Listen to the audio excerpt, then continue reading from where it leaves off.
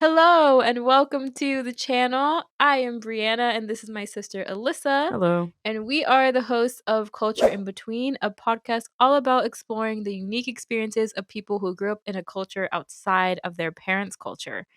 If you're interested in learning more, feel free to check out the podcast linked in the description below. In today's video, we will be reviewing the book Crying in H Mart. So, Crying in H Mart was written by Michelle Zauner, who is the lead singer of a band called Japanese Breakfast, which you may or may not know. But it's not important to know who she is in order to enjoy this book, actually. I didn't know who she was before I started reading it. She's also just a really great writer, actually. And Crying in H Mart actually did really well. It was a New York Times bestseller. And the book sort of revolves around a time in Michelle's life when she acted as a caregiver for her mother, who had a late stage pancreatic cancer. And her mother was Korean. Her father is Jewish American. And I know that sounds really depressing to think about a book about the last days of this woman's mother, but Michelle does a really great job of actually keeping it fairly lighthearted. Obviously, she does deal with really serious themes surrounding the loss of a loved one and all of the pain that she went through during that time. But she also does a great job of just throwing in jokes and going back to her childhood and just it's really mostly a book about the evolution of her relationship with her mother, which is really interesting because obviously her, as I said, her mother was Korean, and there was definitely a lot of culture clash between Michelle and her mom, and she explores that really keenly in the book. And so I personally really loved it. It is very much a very personal memoir. Um, some of the main themes that Michelle kind of goes into in the book uh, is her loss of identity, kind of, or especially her Korean identity, uh, kind of not even before her mother's death. She kind of started to feel like, wow, if I lose my mother, am I even Korean anymore? Is kind of something that she brings up in the book, which is kind of an interesting thing to think about. Is that she really felt like it was only her mother who was tying her to her Korean side, and she felt like, wow, if I lose my mother, what is even making me Korean anymore? I feel like I've lost a whole half of myself. And that kind of leads into another big theme in the book, which is food.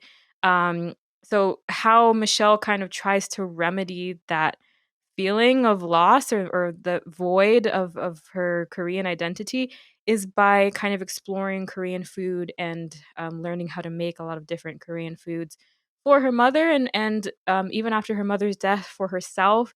Um, there actually are still videos on YouTube of Michelle making Korean dishes and talking about the book, which I encourage you to check out. Um, and so you'll hear about a lot of different Korean foods in this book, which is really cool. Um, and it was just a way for Michelle to kind of feel more close to her culture. I think that was a really interesting idea to kind of delve into food in that way. Um, as I mentioned before, Michelle is also mixed race. Obviously, she's half Jewish, half Korean. So that was also kind of a source of contention for her. As she could kind of pass as not being fully Asian. So she really, when she was growing up, she talks about, not wanting to stand out. She grew up in Eugene, Oregon, which, at least at the time that she was growing up there, was not very diverse. So she was one of the few Asian people in her school or in her community. And so she really wanted to just be seen as white and not Korean at all, really, growing up. And then so it's interesting seeing that evolution of her as an adult now wanting to embrace her Korean side more. So again, it explores a lot of the themes that we kind of cover in this podcast in general. Um, and so yeah, so those are the kind of the main cultural themes from Crying in H Mart. My favorite moment in the book might seem kind of insignificant actually, but I loved it because I related to it, and it happens really early in the book. It when Michelle is kind of first introducing us to her mother and her relationship with her mother.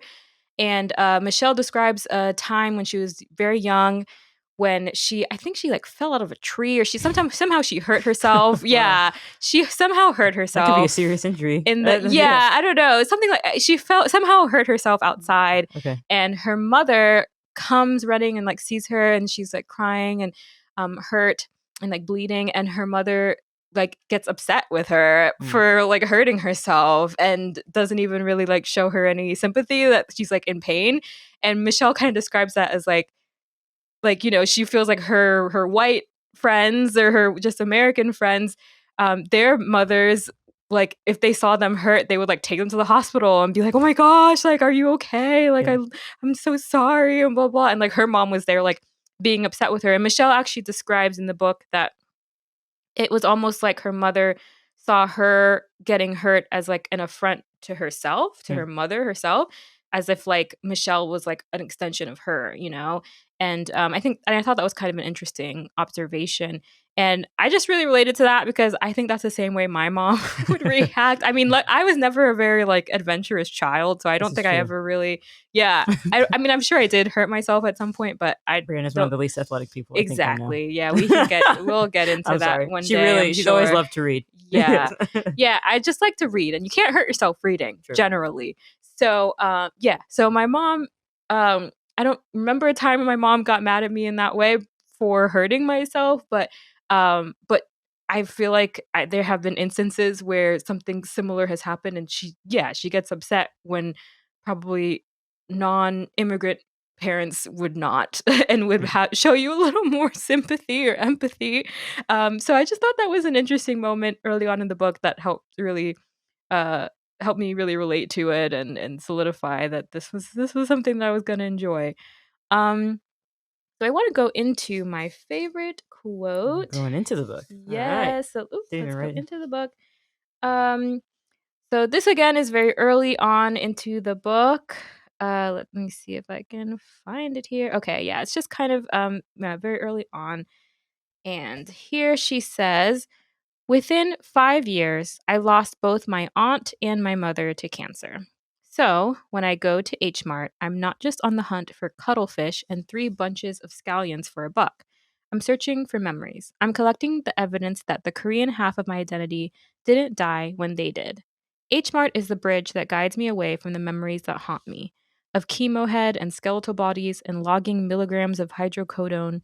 It reminds me of who they were before, beautiful and full of life, wiggling Changgu honey cracker rings on all 10 of their fingers, showing me how to suck a Korean grape from its skin and spit out the seeds.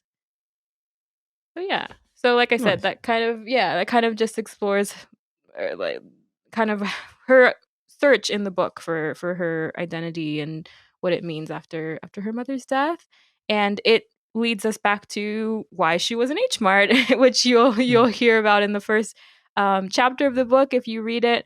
It's a great title for a book. It's all I was just about to say that. It's funny. It's kind of I was just about to say that. I think that's actually what drew me to the book first. Was I didn't even actually ignorantly, I didn't really even know what H Mart was. I was like, crying in H Mart just sounds like such a cool name. And then I learned that it was or not just Korean, but kind of Asian supermarket. So, yeah. And I thought that was really cool. And and it is a great book. And I hope you all read it. That's my little review.